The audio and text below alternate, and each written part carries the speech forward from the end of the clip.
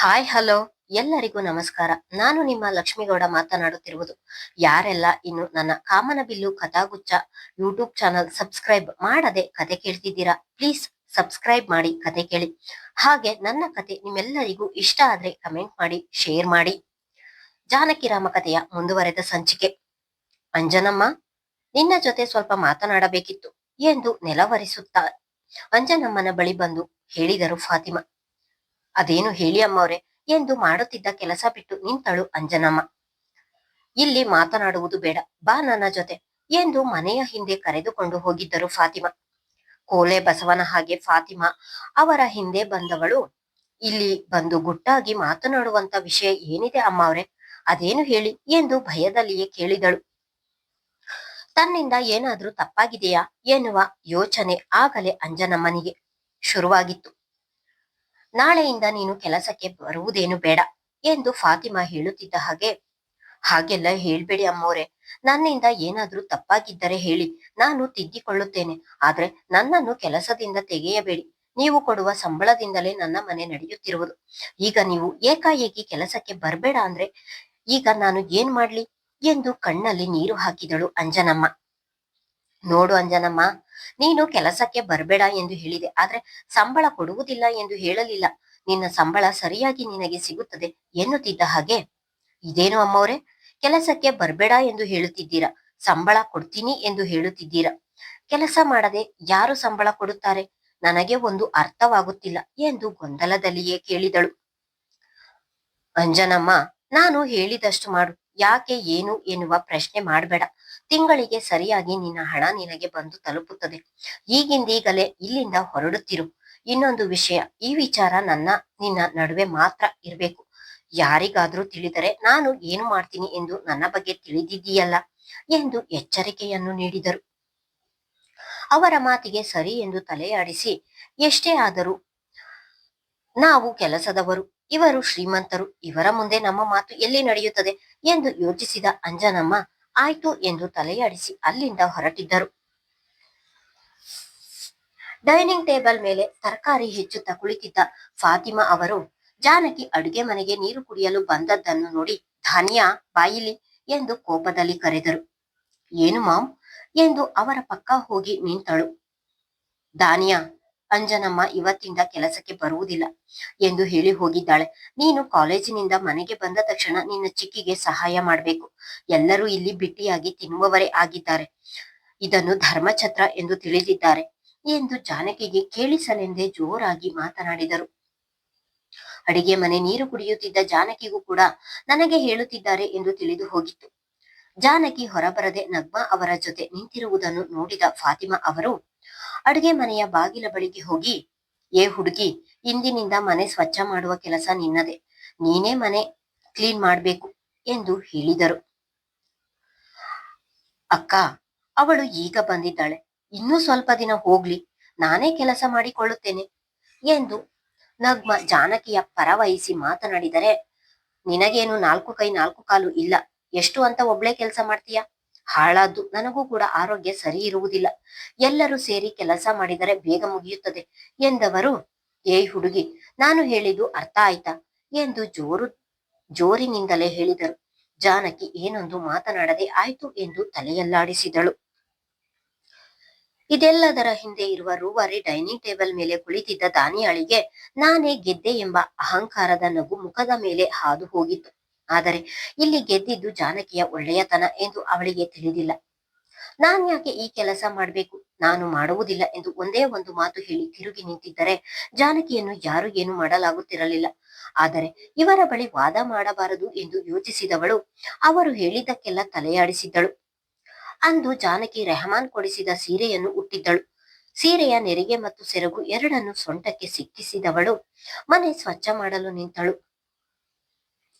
ಸೀರೆ ಉಡುತ್ತಿದ್ದಳಾದರೂ ಸೀರೆ ಉಟ್ಟು ಕೆಲಸ ಮಾಡಿ ಅಭ್ಯಾಸ ಇಲ್ಲದವಳು ನಿಧಾನವಾಗಿ ನೆಲ ಸ್ವಚ್ಛ ಮಾಡತೊಡಗಿದಳು. ಸೀರೆಯ ಸೆರಗನ್ನು ಸೊಂಟಕ್ಕೆ ಸಿಕ್ಕಿಸಿದ್ದರಿಂದ ಬಳ್ಳಿಯಂತಿದ್ದ ಅವಳ ಬರಿದಾದ ನುಣುಪಾದ ನಡುವು ಎದ್ದು ಕಾಣುತ್ತಿತ್ತು. ನಾಮಕಾವಸ್ಥೆಗೆ ಸೋಫಾ ಮೇಲೆ ಕುಳಿತಿದ್ದವನ ಕಣ್ಣುಗಳು ಜಾನಕಿಯ ನಡುವನ್ನೇ ದಿಟ್ಟಿಸುತ್ತಿದ್ದವು. ಕೆಲಸ ಮಾಡುತ್ತಿದ್ದವಳ ಕಣ್ಣುಗಳು ಅಚಾನಕ್ಕಾಗಿ ಅವನ ಕಡೆ ಹೊರಳಿದಾಗ ಅವನು ನಡುವನ್ನೇ ನೋಡುತ್ತಿರುವುದನ್ನು ನೋಡಿದವಳಿಗೆ ಎದೆ ಧಸಕ್ ಎಂದಿತು. ಒಡನೆಯೇ ಸೊಂಟಕ್ಕೆ ಸಿಕ್ಕಿಸಿದ್ದ ಸೆರಗನ್ನು ತೆಗೆದು ಸೆರಗು ಇಳಿಬಿಟ್ಟು ಸೊಂಟವನ್ನು ಮುಚ್ಚಿದವಳ ಕಣ್ಣುಗಳು ಕೋಪಕ್ಕೆ ಕೆಂಡದ ಉಂಡೆಗಳಾದವು.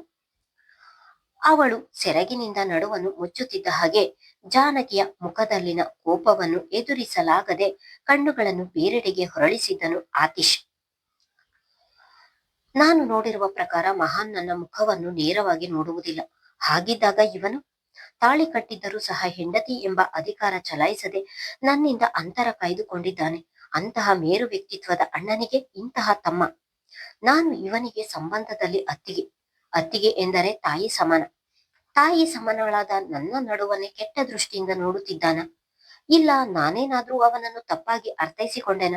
ಇಲ್ಲ ಇಲ್ಲ, ಯಾರ ನೋಟ ಹೇಗೆ ಇರುತ್ತದೆ ಎಂದು ನಾನು ಚೆನ್ನಾಗಿ ಅರಿತಿದ್ದೇನೆ. ಅವನು ನನ್ನನ್ನು ಕೆಟ್ಟ ದೃಷ್ಟಿಯಿಂದಲೇ ನೋಡುತ್ತಿದ್ದಾನೆ. ಇಬ್ಬರು ಒಂದೇ ತಾಯಿಯ ಮಕ್ಕಳು, ಆದ್ರೆ ಗುಣ ಮಾತ್ರ ಬೇರೆ ಬೇರೆ. ಈ ವಿಚಾರವನ್ನು ನಾನು ಈಗಲೇ ಇತ್ಯರ್ಥ ಮಾಡಬೇಕು ಎಂದು ಯೋಚಿಸಿ ಹೆಜ್ಜೆಯನ್ನು ಮುಂದಿಟ್ಟವಳು ಏನೋ ನೆನೆದು, ಇಲ್ಲ ಇಲ್ಲ, ನನ್ನ ಮಾತನ್ನು ಇಲ್ಲಿ ಯಾರೂ ನಂಬುವುದಿಲ್ಲ. ಎಷ್ಟೇ ಆದ್ರೂ ನಾನು ಹೊರಗಿನಿಂದ ಬಂದಿರುವವಳು. ಇಲ್ಲಿ ನನ್ನ ಮಾತಿಗಿಂತ ಈ ಮನೆಯ ಮಗನ ಮಾತಿನ ಮೇಲೆ ನಂಬಿಕೆ ಹೆಚ್ಚಿರುತ್ತದೆ. ಈಗ ನಾನು ಸುಮ್ಮನಿರುವುದೇ ವಾಸಿ ಎಂದುಕೊಂಡವಳು ತನ್ನ ಕೆಲಸವನ್ನು ಮುಂದುವರೆಸಿದ್ದಳು. ರೆಹಮಾನ್ ಎಂದಿಗೂ ಜಾನಕಿಯ ಮುಖವನ್ನೇ ದಿಟ್ಟಿಸಿ ನೋಡುವುದಿಲ್ಲ. ಇಷ್ಟು ದಿನದಲ್ಲಿ ಅವನ ವ್ಯಕ್ತಿತ್ವ ಏನು ಎಂದು ಅರಿತಿದ್ದಾಳೆ. ಕೆಲಸ ಮಾಡುವವಳ ಮನಸ್ಸು ಮಾತ್ರ ಇಬ್ಬರ ವ್ಯಕ್ತಿತ್ವವನ್ನು ತಾಳೆ ಹಾಕುತ್ತಾ ಅದೇ ಯೋಚನೆಯಲ್ಲಿ ಉಳಿದಳು. ಆದರೆ ಆತಿಶ್ನ ನೋಟ ಮಾತ್ರ ಜಾನಕಿಯ ಮೇಲೆ ಇತ್ತು. ಇಂದು ಯಾವುದೋ ಮುಖ್ಯವಾದ ಕೆಲಸದ ಮೇಲೆ ತಮ್ಮನ ಜೊತೆ ಹೊರ ಹೋಗಬೇಕು ಎಂದು ಬೇಗ ಬೇಗ ತಯಾರಾಗಿ ಕೋಣೆಯಿಂದ ಹೊರ ಬಂದವರಿಗೆ ಜಾನಕಿ ಮನೆಯನ್ನು ಸ್ವಚ್ಛ ಮಾಡುತ್ತಿರುವುದು ಕಾಣಿಸಿತು. ಅದನ್ನು ನೋಡಿದವರು ಒಡನೆಯೇ ಕೋಪಗೊಂಡು ಫಾತಿಮಾ ಎಂದು ಜೋರಾಗಿ ಕೂಗಿದರು. ಅವರ ಕೂಗಿಗೆ ಮನೆಯವರೆಲ್ಲರೂ ಅಲ್ಲಿಗೆ ಬಂದಿದ್ದರು. ಅದೇ ಸಮಯಕ್ಕೆ ರೆಹಮಾನ್ ಕೂಡ ಹೊರಗಿನಿಂದ ಮನೆ ಒಳಗಡೆ ಬಂದಿದ್ದನು.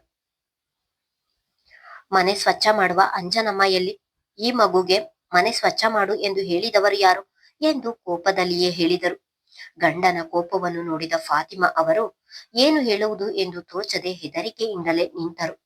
ಫಾತಿಮಾ ಅವರು ಏನು ಮಾತನಾಡದಿರುವುದನ್ನು ನೋಡಿದ ಅಬ್ದುಲ್ ಅವರು, ಫಾತಿಮಾ, ನಿನ್ನನ್ನೇ ಕೇಳುತ್ತಿರುವುದು, ಬಾಯಿ ಬಿಟ್ಟು ಮಾತನಾಡು ಎಂದು ಗದರಿದರು. ಅದು ಅಂಜನಮ್ಮನಿಗೆ ಹುಷಾರಿಲ್ಲ, ಅವರು ಕೆಲಸಕ್ಕೆ ಬಂದಿಲ್ಲ ಎಂದಷ್ಟೇ ಹೇಳಿದರು. ತಾನು ಮಾಡಿದ ಘನ ಕಾರ್ಯವನ್ನು ಮುಚ್ಚಿಟ್ಟರು. ಅದು ಅಬ್ದುಲ್ ಅವರಿಗೆ ಗೊತ್ತಾದರೆ ತನಗೆ ಉಳಿಗಾಲ ಇಲ್ಲ ಎಂದು ಚೆನ್ನಾಗಿ ಅರಿತಿದ್ದರು ಫಾತಿಮಾ. ಅಂಜನಮ್ಮ ಕೆಲಸಕ್ಕೆ ಬಂದಿಲ್ಲ ಎಂದರೆ ಬೇರೆಯವರನ್ನು ಬರಹೇಳು ಎಂದು ಹೇಳುತ್ತಿದ್ದ ಹಾಗೆ, ನನಗೆ ಈ ಕೆಲಸ ಮಾಡಲು ಯಾರು ಹೇಳಿಲ್ಲ.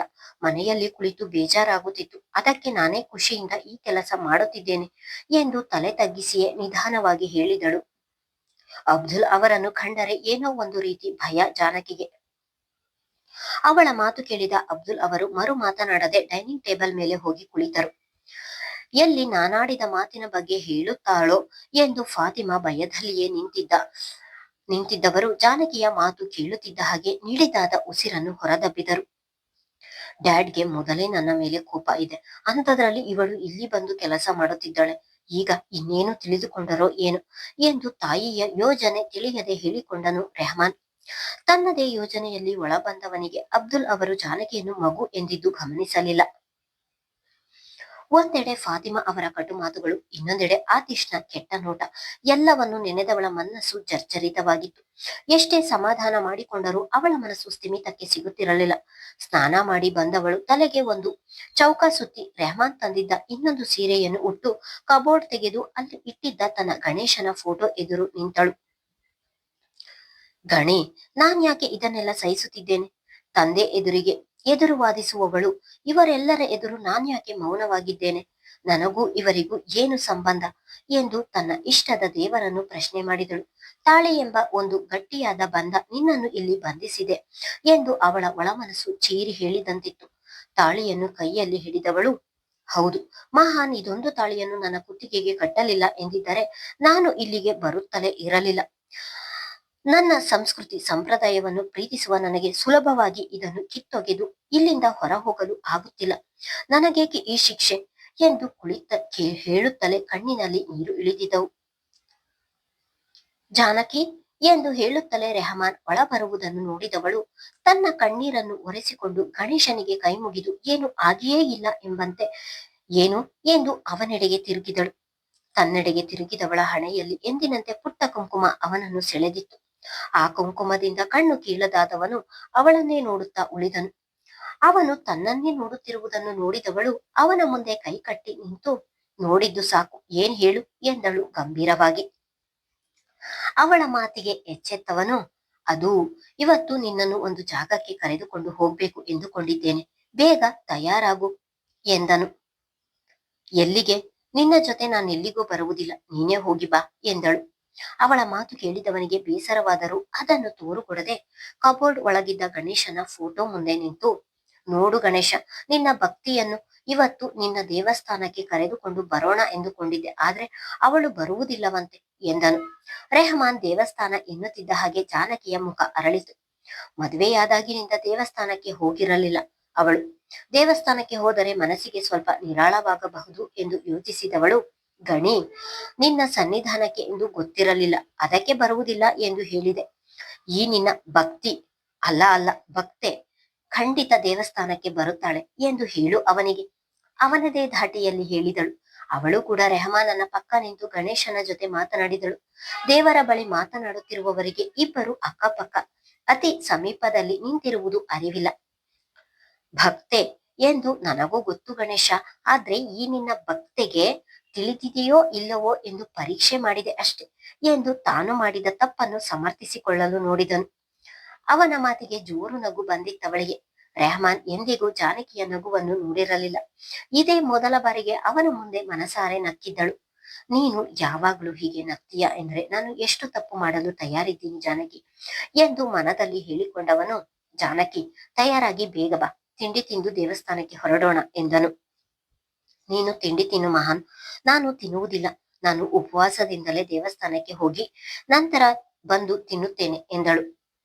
ನೀನು ದೇವಸ್ಥಾನಕ್ಕೆ ಹೋಗಿ ಆಮೇಲೆ ತಿಂಡಿ ತಿನ್ನುವುದು ತಡ ಆಗುವುದಿಲ್ವಾ ಜಾನಕಿ ಎಂದನು. ಪರವಾಗಿಲ್ಲ, ನನಗೆ ಅಭ್ಯಾಸ ಆಗಿದೆ ಎಂದಳು. ಅವನು ಅವಳ ಮಾತಿಗೆ ಏನು ಹೇಳದೆ ತಿಂಡಿ ತಿನ್ನಲು ಹೋದನು. ಜಾನಕಿ, ಮದುವೆಯ ನಂತರ ಮೊದಲ ಬಾರಿಗೆ ಇಬ್ಬರು ಹೊರಗೆ ಹೋಗುತ್ತಿದ್ದೀರಾ, ದೇವಸ್ಥಾನಕ್ಕೆ ಹೋಗಿ ನಂತರ ಎಲ್ಲಾದ್ರೂ ಹೊರಗೆ ಸುತ್ತಾಡಿ ನಿಧಾನವಾಗಿ ಬನ್ನಿ ಎಂದು ಅವರಿಬ್ಬರ ಬಿರುಕಿನ ಜೀವನದ ಬಗ್ಗೆ ತಿಳಿಯದ ಮುಗ್ಧ ಜೀವ ಇಬ್ಬರನ್ನು ಹರಸಿತು. ಪ್ರತಿಕ್ಷಣ ನಗ್ಮಾ ಅವರ ತಾಯಿಯಂತಹ ಪ್ರೀತಿಗೆ ಕರಗುತ್ತಿದ್ದ ಜಾನಕಿಗೆ ಇವರಿಗೆ ಸತ್ಯ ಹೇಳದೆ ಮೋಸ ಮಾಡುತ್ತಿದ್ದೇವ, ಮುಂದೊಂದು ದಿನ ಸತ್ಯ ತಿಳಿದರೆ ಅವರ ನಡೆ ಹೇಗಿರುತ್ತದೆ ಎನಿಸಿತು. ಮುಂದುವರಿಯುವುದು. ಧನ್ಯವಾದಗಳು.